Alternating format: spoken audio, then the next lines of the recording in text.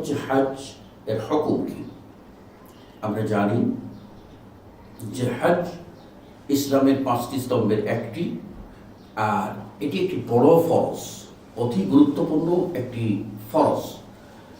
আল্লাহ রাব্বুল আলামিন কোরআনুল কারীমের সূরা আলে ইমরানের 97 নম্বর আয়াতে পরিষ্কার করে বলে দিয়েছেন, ওয়ালিল্লাহি আলান নাসি হিজ্জুল বাইতি মান ইসতাতা ইলাইহি সাবিলা।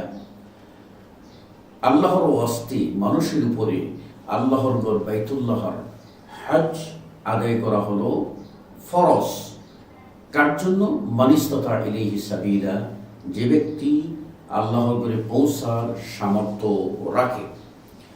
আর এই সামর্থ্য এর অর্থ হচ্ছে শারীরিক সামর্থ্য, আর্থিক সামর্থ্য, অর্থাৎ হজ্জের আহকামগুলি পালন করার মতো শারীরিক এনার্জি, আর হজ এই সফরের ব্যয় নির্বাহ, পাশাপাশি হজ সফরে নিজের পরিবার পরিজন যে থাকবে তাদের এই নির্দিষ্ট সময়ে যে আপনি অনুপস্থিত থাকবেন, হজ সফরে থাকবেন, ততদিনের জন্য তাদের যে আপনার ভরণ পোষণ রেখে দেওয়া, এটুকু হলো আর্থিক সামর্থ্যের পরিধি।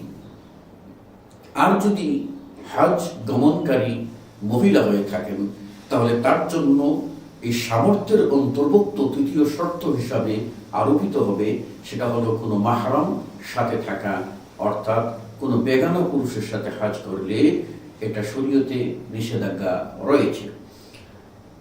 এই ব্যাপারে আমরা জানি যে আল্লাহ রাব্বুল আলামিন বলেন, ওমান কাফারা ফাইন্নাল্লাহা গানিয়্যুন আনিল আলামিন।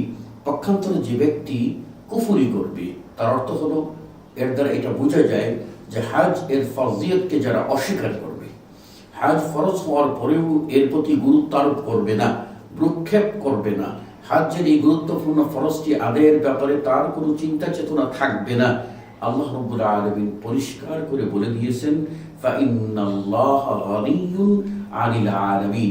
আল্লাহ রাব্বুল আলামিন জগৎবাসী হতে তিনি বেপরোয়া, অর্থাৎ জগতের কোনো মানুষের কিছুই তার প্রয়োজন নেই। তিনি হলেন আস-সামাদ, তিনি স্বয়ং সম্পূর্ণ সত্তা। এর মাধ্যমে তিনি পরোক্ষভাবে এই ইঙ্গিত করে দিলেন যে, হে বান্দা, তোমার উপরে আমি হজকে ফরজ করেছি, এরপরেও যদি তুমি হজটি সম্পাদন না করো তাহলে তোমার এই কাজটি কুফরি বই আর কিছু নয়। আর আমি আল্লাহ রাব্বুল আলামিন তোমার এই ইবাদতের জন্য লালায়িত নই। এরপর আমরা এই হাদিস জানি যে হাদিসটি আপনার প্রসিদ্ধ হাদিস।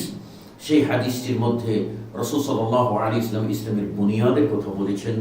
বুনিয়াদের কথা কি বলেছেন? যে বুনিয়াল ইসলামু আলা খামস, ইসলামের বুনিয়াদ 5টি স্তম্ভের উপরে। তার মধ্যে প্রথমটি হলো আপনার তাওহীদ ও রিসালাতের স্বীকৃতি, যেটা হলো আশহাদু আল্লা ইলাহা ইল্লাল্লাহ ওয়া আশহাদু আন্না মুহাম্মাদুর রাসূলুল্লাহ, এটা বলা। এটার পর বাকি যে 5টি রুকুন, বাকি যে 4টি রুকুন আমলি, এই আমলি রুকুনের ভিতরে হচ্ছে বাইতুল্লাহের হজ সম্পাদন করা।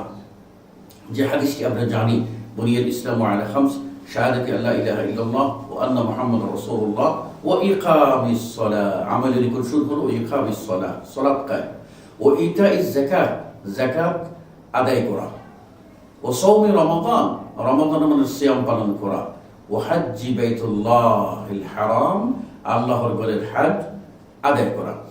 এর মাধ্যমে ইসলামের স্তম্ভের কথা স্বীকৃত হয়েছে এবং এ ব্যাপারে কোনো প্রকার সন্দেহের অবকাশ নাই।